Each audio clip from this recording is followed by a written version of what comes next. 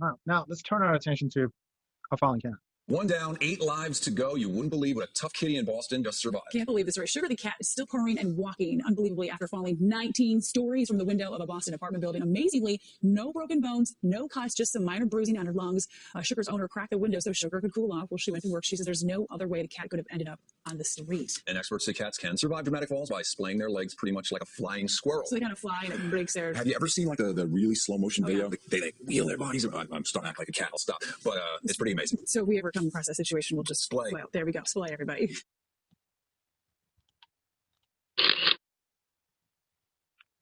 All right, so this is up until I started this in the physics book, my freshman year in the physics book. I knew nothing about the events in them, obviously. This is the Fundamentals of Physics by Halliday and Resnick and Walker. It used to be Halliday and Resnick. A lot of these lectures usually come from that book. That's considered the Bible of physics at the time.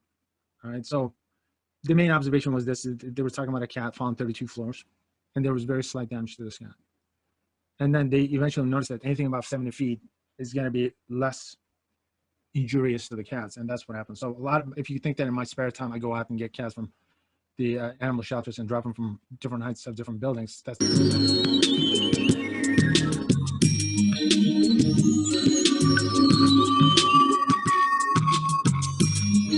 to free fall using a cat, and just to make sure that the cat is not going to survive this experience, we are going to get the cat disoriented. We're going to take the cat, place it into your dryer, spin the dryer for about 2 hours and 3 days, and then pull the cat out and then drop it from the building and check to see what happens to the cat. If the cat, and then the canopy opens, the cat is fine. Told me that he was a miracle.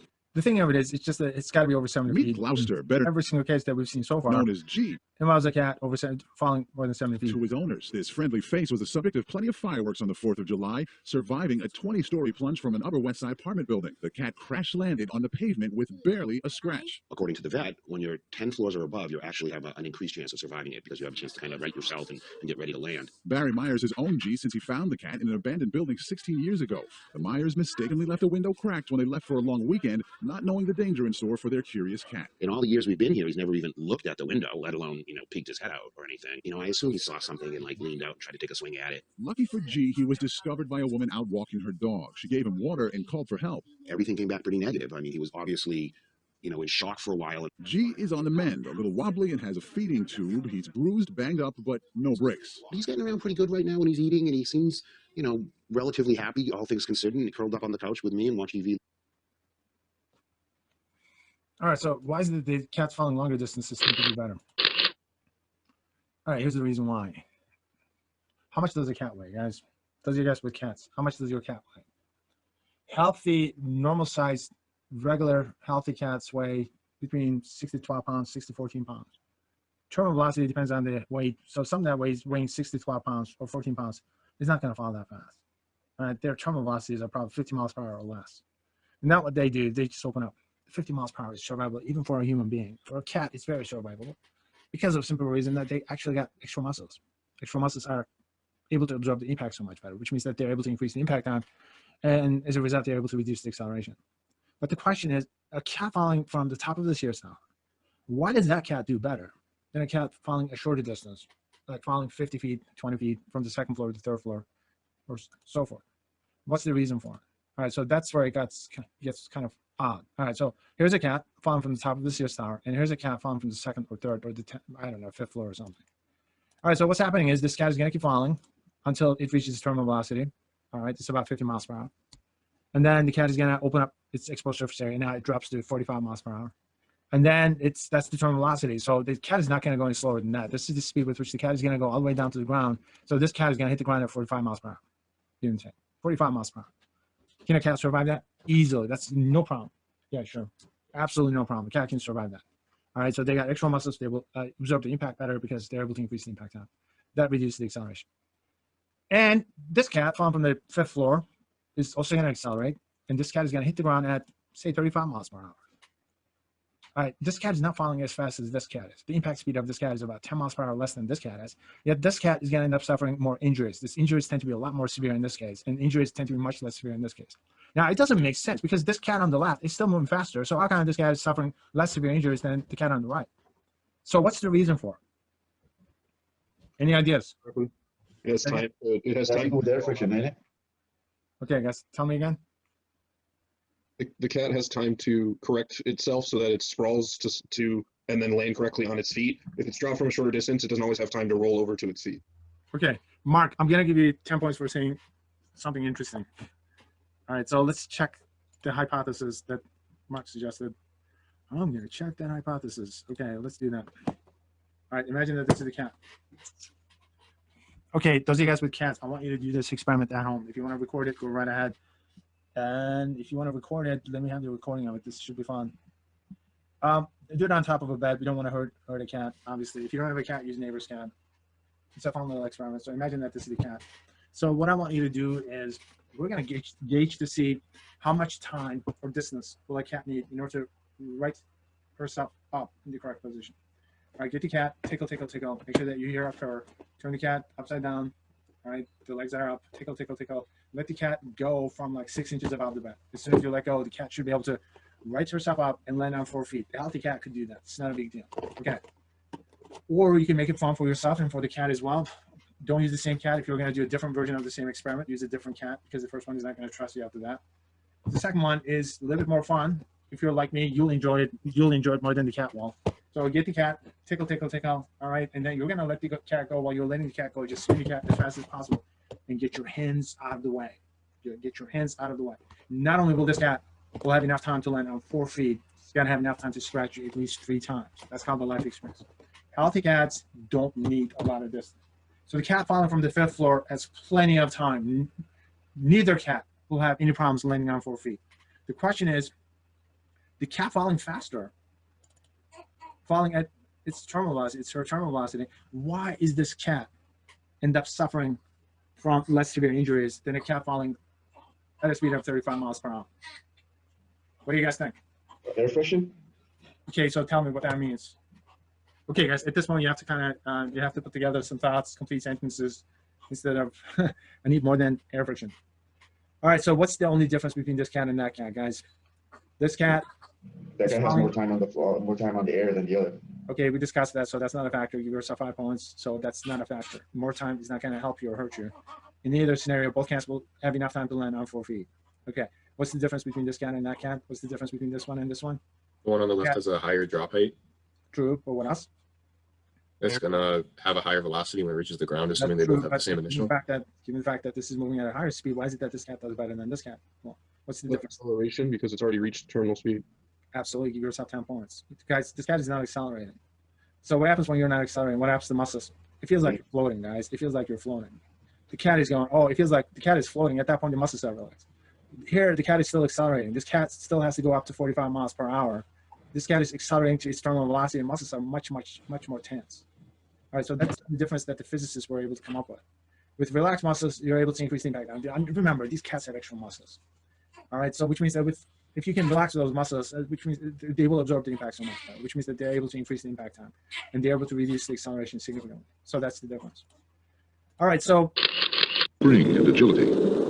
either way, the secondary reason is they got the extra muscles. The extra muscles will increase the impact time Their ability to avoid injuring themselves when they fall.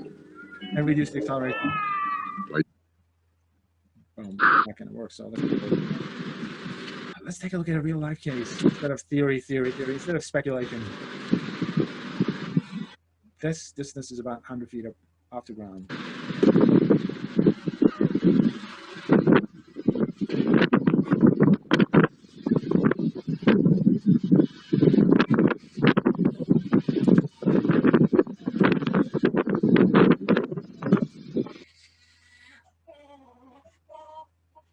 All right, so what you guys just saw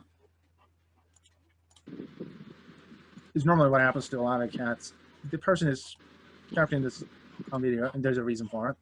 The reason is this is not the first time this cat is doing it. This is just about the only way this cat is getting out. And for the most part, there would be no injuries. The new stuff that you see is the injured cats. And this cat is just gonna jump. Cat is getting ready and then looks around and then it jumps. It's beautiful. All right, the landing is gonna be perfect. Notice that there's a second cat here. This cat likes being chased. Beautiful landing, looks around, and then goes, okay, time to run around. All right, so that's what happens to most cats. Their terminal velocities are relatively small. It's perfect landing. Obviously, they can absorb the impact so much better. So they tend to be. Labs would like to present some reassuring work for cat owners living in high-rise buildings, carried out by eminent New York vets W.O. Whitney and C.J. Miller. They looked at the mortality rates of cats who have fallen between 2 and 32 stories. First, the good news, 90% survived. But there was something odd. The most likely floor from which a cat would suffer serious injury or death was not the 32nd floor, but the 7th. And the reason, the authors speculate, is this. As a cat accelerates, it stiffens up. It takes a drop of around 7 stories for the cat to reach its terminal velocity of around 100 kilometers per hour. Whereupon, the cat stops accelerating, feels no force acting upon it, and relaxes, increasing its surface area and flexibility. And hence, the area over which the deceleration provided by the ground is dissipated. Another one lives. Result, more cats live with longer drops.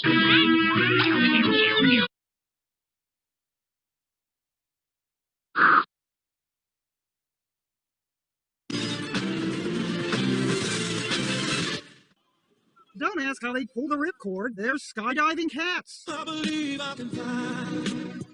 I believe I can touch the sky. A Swedish insurance company asked its customers to suggest web ads. Think about it every night and day. Ava, who insures her cat with a company called Folksam, suggested skydiving cats, spelling out her name. Putting it to R. Kelly's song was the cat's pajamas. I believe I can soar. The high five mid-air should have been the tip-off, but some pet lovers were upset. This is not funny or cute, it is cruel.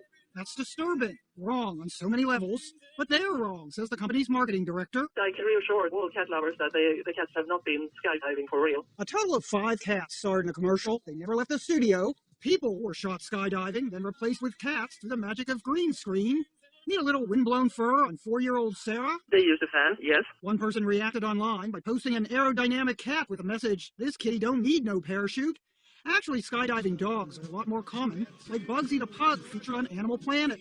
He even got stroked during free fall. After the chute opened, he licked his chops. Touchdown.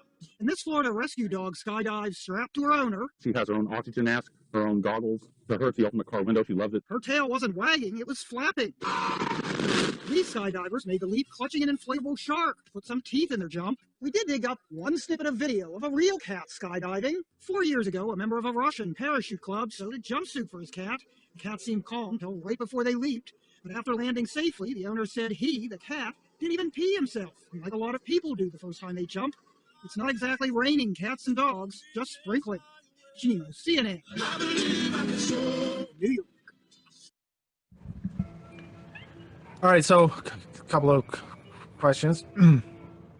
What if you, I don't know how you were going to do it, but let's pretend that you can drop a line from the top of the Sears Tower. Do you think that the line is going to do just as well? No. No, why not? It weighs a lot more and will have a lot more. Yeah, like 600-700 pounds. So that line is going to hit the ground around like 200 miles, 300 miles, 200 miles per hour. Line is not going to fare as well, right? All right, lastly.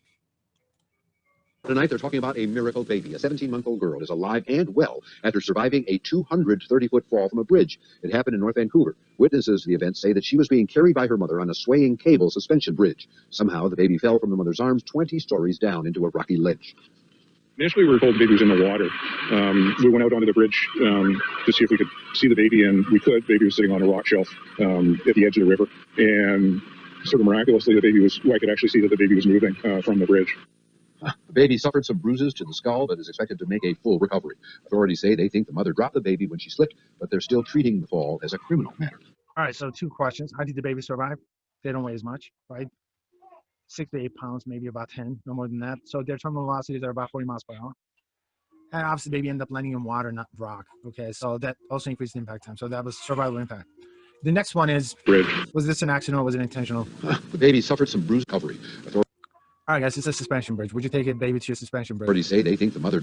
And notice that this is high enough. Okay, so all of a sudden, the police suspected that this was intentional. All right, as you're falling, you have to really throw the baby overboard. Dropped the baby when she... So they noticed that the baby had the Down syndrome, so she got arrested. So that's the story.